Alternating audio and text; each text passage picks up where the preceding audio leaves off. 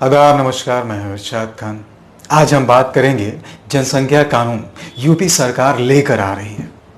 भारत और दुनिया भर में व्यापक गरीबी, बेरोजगारी, भूखमरी, असमानता, बीमारी, स्वास्थ्य सेवाओं की भीषण अभाव के लिए बढ़ती जनसंख्या जिम्मेदार है। ये भारत सरकार कह रही है। इससे बड़ा झूठ कोई और हो ही नहीं सकता।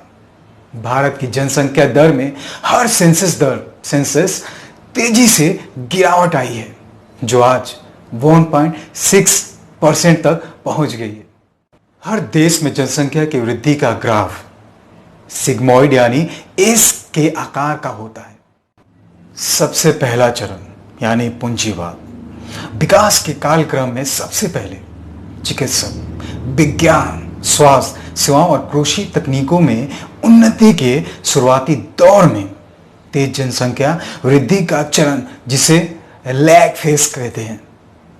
उसके बाद जब वो देश आर्थिक विकास के एक स्थिर स्तर को छू लेता है, तब आता है दूसरा चरण, जिसे जनसंख्या वृद्धि तो होती है, लेकिन उस गति से नहीं जितने पहले चरण यानी लॉग फेज में होती थी। इसे कहते हैं लैग फेज। इस दौर में स्वास्थ्य सेवाओं और खाद्य व कृषि उत्पादन के स्तर में ठीक ठाक वृद्धि तो हो चुकी होती है, पर औद्योगिक विकास अब भी गतिशील होता है। भारत, इंडोनेशिया, फिलीपींस, बांग्लादेश जैसे विकासशील देश लॉग फेज पार करके फिलहाल लैग फेज में पहुंच चुके हैं या पहुंच रहे हैं। उसके बाद अगला चरण होता है स्टेशनरी फेज, जिसमें जनसंख्या वृद्धि का ग्राफ स्थिरता की अवस्था को प्राप्त कर लेता है। अधिकतर विकास देश, अमेरिका, कनाडा व पश्चिम यूरोप के देश इसी स्टेशनरी फेज में आज प्रवेश कर चुके हैं। यहां तक कि इनमें से कई देश जनसंख्या गिरावट दर्ज कर रहे हैं, जैसे जापान, लातविया, स्पेन।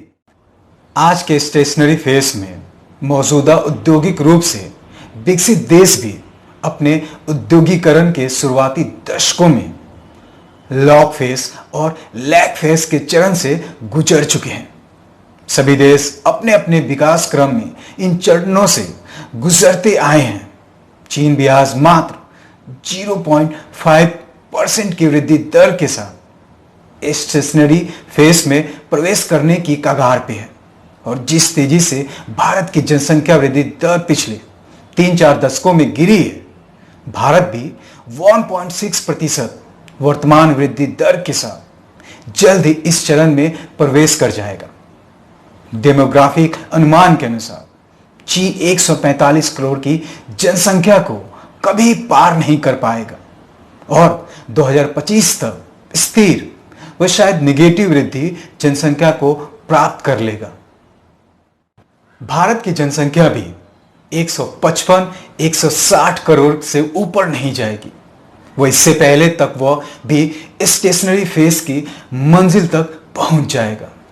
ऐसे में जनसंख्या का हवा सिर्फ संसाधनों के आसमान बंटवारे और व्यवस्था जन्य समस्याओं जैसे गरीबी, भूखमरी, बेरोजगारी आदि से ध्यान भटकाने के लिए चलताऊ भाषा में इस्तेमाल होने वाला जुमला भर है, जिसे पूंजीवादी प्रचार तंत्र बार बार दोहराता है। आज डेमोग्राफी यानी जनसंख्या विज्ञान से संबंध किसी भी गंभीर एकेडमिक कार्य में गरीबी, भूखमरी और बेरोजगारी का जिम्मेदार जनसंख्या को नहीं माना जाता।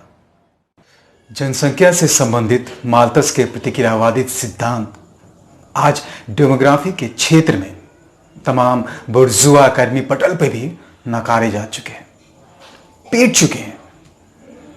खाक पूंजीवादक शासक और डेमोग्राफी के विज्ञान और सिद्धांत से अनभिज्ञ लोग ही पूंजीवाद जनित हर सामाजिक समस्या के लिए जनसंख्या को हवा खड़ा करते हैं।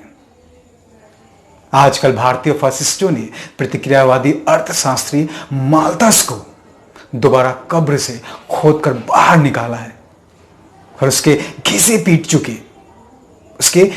पीट चुके जनसंख्या संबंधित सिद्धांतों को देश की मेहनतकश आबादी के बीच फूट डालने के लिए इस्तेमाल करने की नीति पे चल रही है। यह माल्थस और उसके चेलों द्वारा प्रस्तावित मेथड था कि संसाधन समांतर प्रगुण अर्थमेटिक प्रोग्रेशन में बढ़ते हैं और जनसंख्या गुणोत्तर प्रगण ज्योमेट्रिक प्रोग्रेशन में बढ़ती है। तमाम विकसित व विकासशील देशों की जनसंख्या वृद्धि दर की यात्रा माल्थस की इस 250 साल पुरानी प्रस्थापना की पोल खोल चुकी है। मनुष्य सिर्फ पेट के साथ पैदा नहीं होता, 2 हाथ, 2 पैर और 1 दिमाग के साथ भी पैदा होता है। विज्ञान और प्रौद्योगिकी के विकास, मशीनीकरण के साथ मनुष्य की उत्पादकता भी कई गुना बढ़ी है। बेशक हम आज भी एक भूखे गरीब देश हैं, लेकिन हमारे देश में आज भी अनाज जरूरत से 1.5-2 गुना अधिक पैदा होता है। हर साल जितना अनाज हमारे FCI के गोदामों में सड़कर बर्बाद हो जाता है, उतने में हम चाहे तो बांग्लादेश, नेपाल, पाकिस्तान और श्रीलंका की समूची भूखी आबादी को भी खिला सकते हैं। और ये तब है जब छोटे पैमाने के पूंजीवादी निजी किसानों ने कृषि उत्पादन को बेरियों में कैद कर रखा है। वरना समाजवादी सामूहिक कृषि में तो अनाज उत्पादन इससे भी कई अधिक हो सकता है। आज दुनिया का मजदूर अपने हिस्से का औसत उत्पादन कार्य दिवस के मात्र 1.5-2 घंटे के भीतर कर लेता है। उसके बाद काम के बाकी घंटे 8, 10, 12 घंटे जितने भी वो सिर्फ मालिक के लिए मुनाफा कूटने में लगाता है। यही मेहनत का तबका मूल्य पैदा करता है, धन पैदा करता है। सीएमए के अनुसार हमारे देश में पैदा हुई सालाना संपदा के 73% हिस्से पर मात्र 1% ऊपर बैठे अमीर तबके का कब्जा होता है।